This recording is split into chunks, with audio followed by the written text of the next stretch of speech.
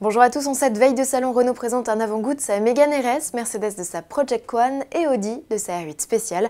À voir aussi les gagnants du concours d'élégance de Chantilly, les festivités du 70e anniversaire Ferrari et l'Aube dans sa 208 T16 Pikes Peak.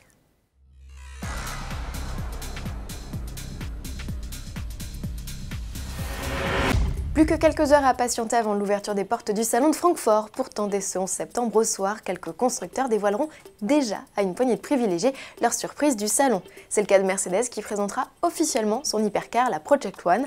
En guise d'amuse-bouche, le constructeur a publié une nouvelle vidéo teaser et une photo de l'arrière du bolide hybride. Carrossé comme un sport prototype, l'engin développe plus de 1000 chevaux, ne réclame que 2 secondes et demie pour réaliser le 0 à 100 et peut atteindre plus de 350 km/h en pointe. Rendez-vous dès ce soir sur autoplus.fr pour tout savoir d'elle.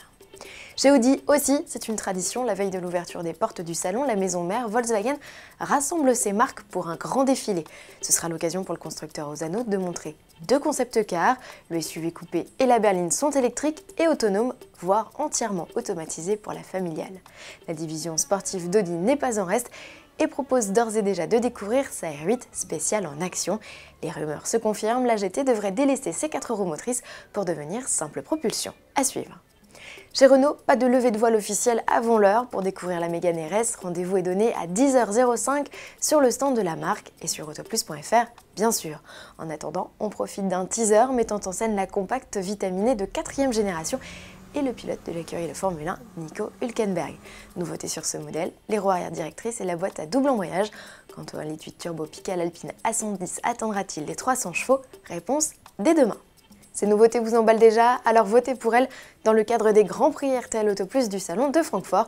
Pour participer, rendez-vous sur le site rtl.autoplus.fr. Cocorico, le jury du concours d'élégance de Chantilly, a choisi de primer 2 concept cars français lors de cette 4e édition qui s'est déroulée le week-end dernier.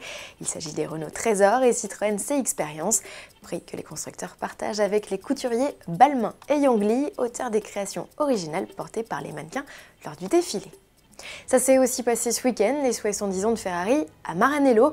Plus de 4000 clients et pas moins de 500 voitures avaient fait le déplacement dans le nord de l'Italie pour fêter cet anniversaire. Même la patrouille aérienne italienne s'est déplacée.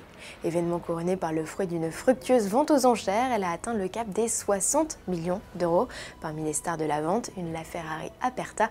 Les 8,3 millions d'euros déboursés par son nouveau propriétaire, soit 2 fois plus qu'estimé, seront reversés à l'association d'aide à l'enfance Save the Children.